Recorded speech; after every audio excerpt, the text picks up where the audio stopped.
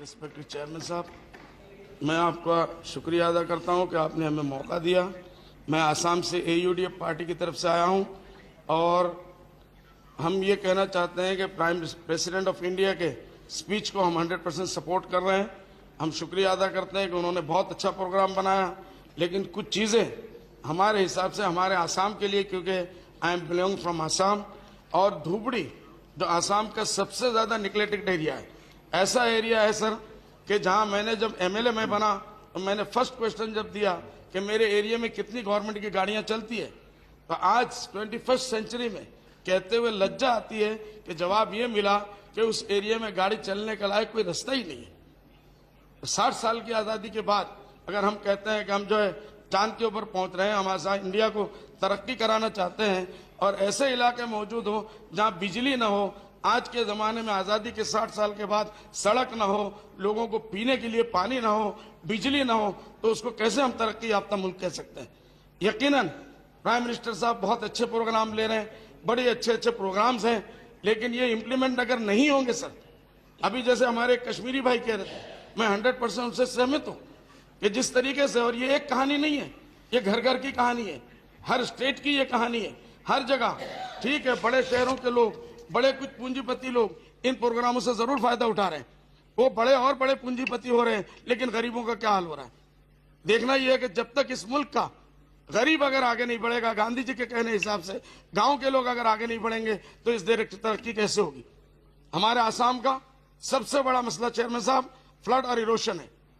पूरा ब्रह्मपुत्र नदी ये हमारे आसाम के लिए देव बन चुका है, एक भूत की शक्ल इख्तियार कर चुका है। मेरा डिमांड है कि अगर वांग नदी चाइना में इसको प्रोटेक्ट करके चाइना गवर्नमेंट इसको बेहतर इस्तेमाल के लिए काम कर सकती है, वाई नॉट ब्रह्मपुत्र को हम क्यों नहीं कंट्रोल कर सकते हैं। इसके लिए जवाहरलाल नेहरू साहब ने 1960s में एक प्रोग्राम दिया था, मेरा डिमांड है कि उसको लागू किया जाए।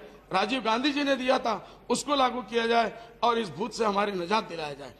इससे बड़े बड़े प्रोजेक्ट हो सकते हैं, लेकिन ये हजारों लाखों लोगों को ये बेघर कर देता है।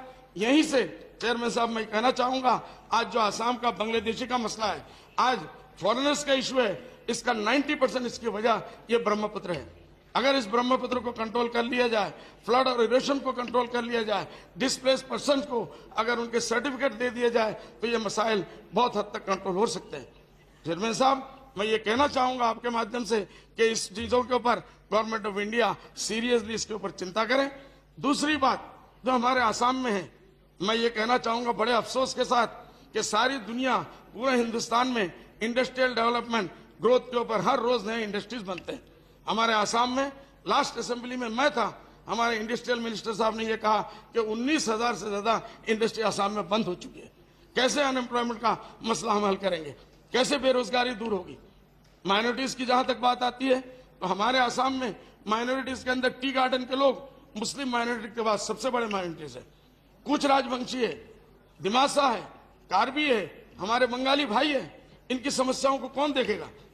आज आसाम गवर्नमेंट ये कहती है कि हम तरक्की कर रहे हैं, आसाम गवर्नमेंट ये कहती है कि हम हर रोज आगे बढ़ रहे हैं। सिक्योरिटी का ये हाल है कि हम लोग घर से चीफ मिनिस्टर बाहर नहीं निकल सकते बगैर सिक्योरिटी के। आधे घंटे, आधे किलोमीटर के अंदर जहां चीफ मिनिस्टर रहते हैं वहां बम फटता है। बॉम्बे में 26/11 की घटना होती है। सेंट्रल गवर्नमेंट, मैं प्राइम मिनिस्टर साहब को मुबारकबाद दूंगा, उन्होंने एक्शन लिया। होम मिनिस्टर को उन्होंने मिनिस्टर से हटाया, महाराष्ट्र के चीफ मिनिस्टर को हटाया, वहां के ही मिनिस्टर को हटाया, लेकिन हमारे आसाम के चीफ मिनिस्टर साहब वो होम मिनिस्ट्री की गद्दी भी लिए हुए हैं और हर रोज बम फट रहे हैं। क्यों इन मसाइल को हल नहीं कर सकते। चेयरमैन साहब, मैं आपके जरिए से कहना चाहूंगा, अगर आसाम में आप शांति चाहते हैं, आसाम इस पूरे मुल्क के पिछड़े हुए नंबर 1 इलाकों के अंदर नाम अगर आता है तो आसाम का नाम आता है। करप्शन में अगर देखा जाए तो नंबर 1 आसाम का आता है। इंडस्ट्रियल डेवलपमेंट में बुराई का नाम अगर आता है तो आसाम का नाम आता है। तरक्की वहां होती है नीचे से, पूरी दुनिया की तरक्की होती है ऊपर से। मैं आपके माध्यम से ये कहना चाहूंगा कि हमारे इन मसाइल को आप लोग देखें, इनको सोचें और इनके ऊपर पूरे। दूसरी बात, वक्फ प्रॉपर्टी हमारी सबसे बड़ी प्रॉपर्टी है, इसके ऊपर मेरा डिमांड है कि वक्फ प्रॉपर्टी के ऊपर पूरा का पूरा ध्यान दिया जाए। मैं ये कहना चाहूंगा, मैं इस माध्यम से, आपके माध्यम से राहुल गांधी जी को मैं मुबारकबाद दूंगा कि उन्होंने जो प्रोग्राम लिए हैं, उनके पिताजी ने आज से कुछ साल पहले ये कहा था कि जब हम 100 रुपया भेजते हैं, 10 रुपया भेजते हैं तो 17 पैसा पहुंचता है। और राहुल गांधी जी साहब ने कुछ दिनों पहले ये कहा कि अब वो 17 भी नहीं बल्कि 10 पैसा पहुंचता है। अगर ग्रास रूट तक, अगर चेयरमैन साहब, अगर ये पैसे और ये प्रोग्राम, ये इंप्लीमेंट अगर ग्रास रूट तक नहीं आएंगे, जब तक ग्रास रूट नहीं पहुंचेगा तो इसका फायदा गरीबों को नहीं होगा। और जब तक गरीबों को नहीं होगा तो अमीर अमीर से बड़े बनेंगे, बड़े बड़े ऑफिसर पैसे वाले बन रहे हैं। मिनिस्टरों के यहाँ पैसों की कोई कमी नहीं, करप्शन ही करप्शन हो रहा है, पैसा मारा जा रहा है। मुझे 2 मिनट का मौका दीजिए, आप मेहरबानी करके सच्चर कमेटी, मैं ये कहूंगा ऑल इंडिया लेवल पे सबका डिमांड है, सच्चर कमेटी का हमारा डिमांड है कि सच्चर कमेटी हमारे आसाम में 0 इंप्लीमेंट है। 15 पॉइंट प्रोग्राम प्राइम मिनिस्टर साहब ने कितना बेहतरीन प्रोग्राम बनाया। प्राइम मिनिस्टर साहब ने प्रोग्राम बनाया, बना से क्या होगा अगर वो इंप्लीमेंट नहीं होगा। इसी तरीके से जस्टिस रंगानाथन का जो स्कीम है, जो उनका प्रोग्राम है, वो भी जल्द से जल्द लागू होना चाहिए। ये हमारा डिमांड है सबसे। इसी तरीके से फॉरेनर्स इशू के मामले में बॉर्डर सीलिंग, आज तक अध्यक्ष महोदय मैं आपके माध्यम से कहना चाहूंगा कि बॉर्डर को आज तक जो है वो फेंसिंग किया जा रहा है। लाखों करोड़ों रुपए इस बहाने से चेयरमैन साहब खत्म हो गए और उसका 10% भी आज लोगों को फायदा नहीं हुआ। मेरा डिमांड है, हमारी पार्टी का डिमांड है, हम ये चाहते हैं और हमने बार बार डिमांड किया है आपके माध्यम से कि उसको जल्द से जल्द सील करने का उसको बंदोबस्त किया जाए। इसके साथ सिक्योरिटी का मामला है, इंसर्जेंसी का मामला है, बाहर से घुसपैठ का मसला है, बहुत बड़े बड़े मसाइल है। अगर ये सील हो जाता है तो ये खत्म हो जाएंगे। मैं आपका वक्त बिल्कुल नहीं लूंगा, आपने मुझे इतना वक्त दिया, मैं इसके लिए आपका बहुत बहुत शुक्रगुजार हूँ। Thank you very much. Shri Bansal, जो हिंदुस्तान में उत्पत्ति हुआ ऐसा वाला एक खेल के बारे में बोलना चाहते हैं। वो खेल का नाम है कैरम।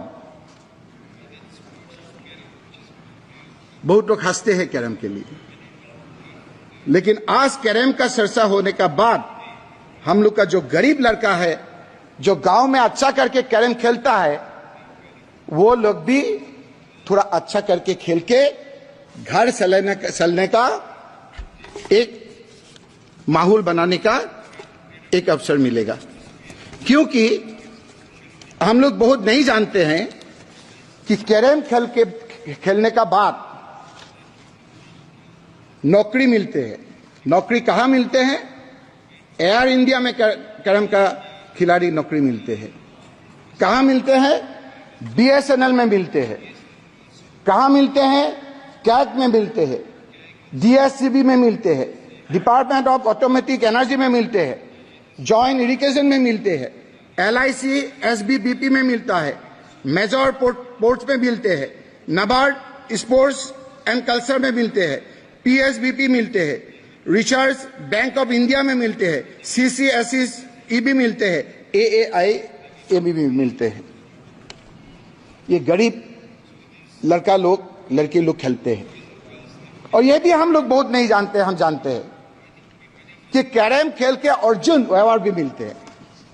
तमिलनाडु का मरिया इरद्दम, आप जरा चेक कर लीजिए, अर्जुन अवार्ड भी मिलता है। मरिया इरद्दम। इसीलिए हम आपको कहना चाहते हैं, प्रिपेयर जो हुआ वो तो ठीक है, अच्छा ही होगा। Please conclude, please conclude the speech. इस हिसाब से सर हम तो lot of other members also there. नहीं, हमारा पार्टी से सिर्फ एक कैबिनेट बोला है सर। और दो है, it is two more members are there from your party. Okay, 2 minute में खत्म कर देंगे सर।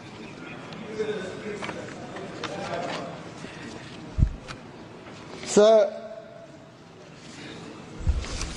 ये जो खेल होता है ओलंपिक में, वो कैटेगरी 3 होता है। ये थोड़ा हम टेक्निकल बात बोलते हैं।